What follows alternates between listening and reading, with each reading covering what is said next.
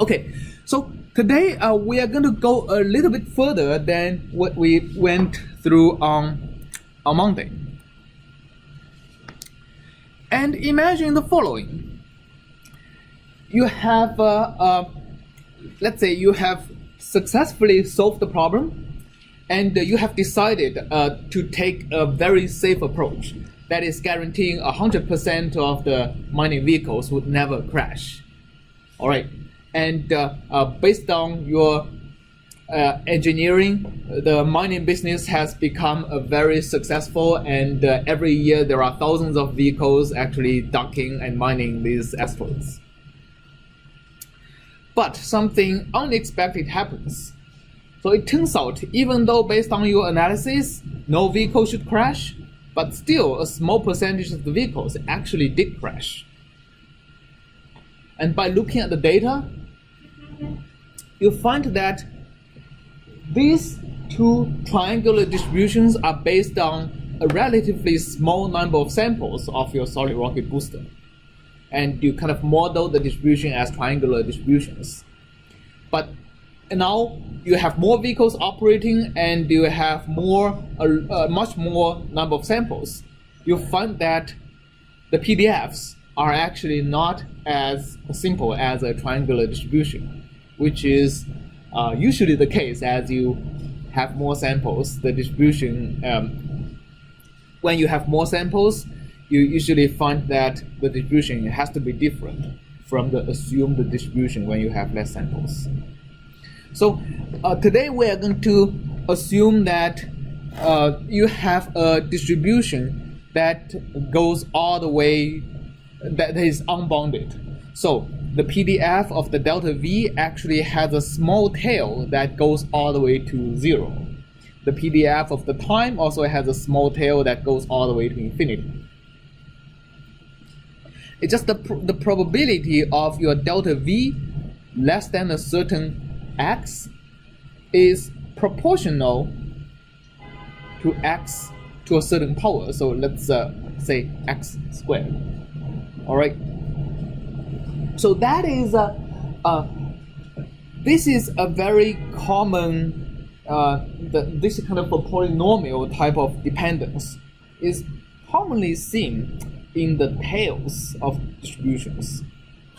And we have said earlier that when you have a lot of data, it is rarely necessary to actually model the distribution of your inputs as a given type of distribution. The exception is on the tails.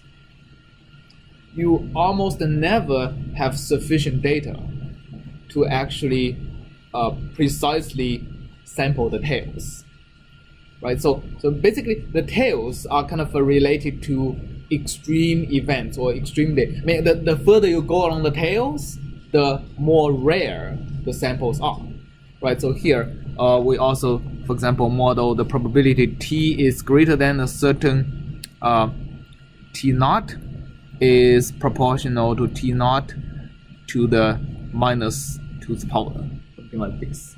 But this kind of dependence actually can be relatively easily seen from the data, right? So you basically just plot the x versus the probability you have seen the data to be greater than that value.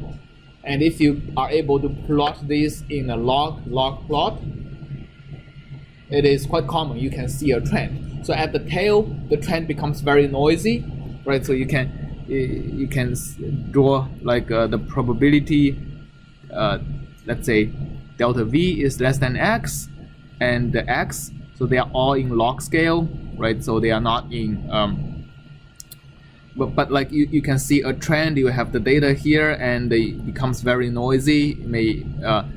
But like from this you can easily estimate what is the power law relation between the probability on the tail of the distribution.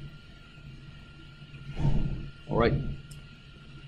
And also based on the data, let's say these two probabilities seems to be independent. So now, how do you go ahead and sample? How do you apply Monte Carlo method to these cases? So this is like a closer to reality than what we saw on Monday, right? So if you have a triangular distribution, you are able to actually guarantee that you never crash. In a realistic case, there is always the rare events you are unable to control, and you have to now start to manage your risk as opposed to avoid all risk. So the question I have today is how do we effectively compute probabilities and expectations in these kind of scenarios where the probability you are computing is very, very low. You want to compute the probability of something that is very unlikely to happen. Okay. So can somebody tell me what's the challenge of doing that? What are the challenges you foresee if we want to compute probabilities that are in the tail? Yes? Just takes a really large number of samples to see anything more than like shot noise. It takes potentially a really large number of samples. Why is that?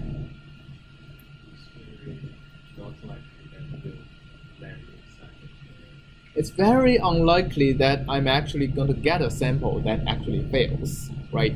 So for example, if I want to design a system that is safe for 99.99, let's say with 6 nines,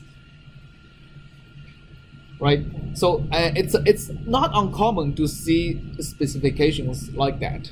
I want a system to be very safe, and specifications like that often happens when you design a system that has to carry people, for example, like commercial airlines.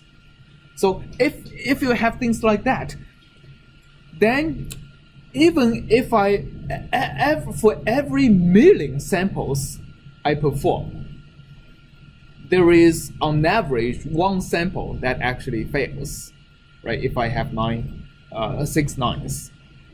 So it's so even if I actually perform a million samples, as opposed to getting a probability that is actually pretty accurate, it's very likely actually with a close to half probability, the number I'm going to get is going to be 0, right? Because it's quite likely after a million samples, I actually get no samples that fail. It's also likely I get 1 or 2. So the number I compute is very, very unreliable. And so I have to compute actually a lot more than a million samples to be able to estimate the probability accurately. The smaller the failure probability is, the larger sample size I have to perform, right? So that's one challenge. Another challenge is the input distribution, and that's sometimes a even bigger challenge. Is here, for example, how do I reliably estimate the shape of the tail of my input, right? So if a rare events almost never happen, how do I actually know how likely this kind of rare events happen? And it becomes a bigger statistical area of research of how to estimate the tails of distributions. So let's put the estimation of the tail aside. Let's say somebody already figured out what's the tail probabilities, and the remaining two challenges is, first of all, how do we sample from the distributions with a heavy tail, and two is how do we reliably perform Monte Carlo simulations without spending millions or billions of samples of calculations.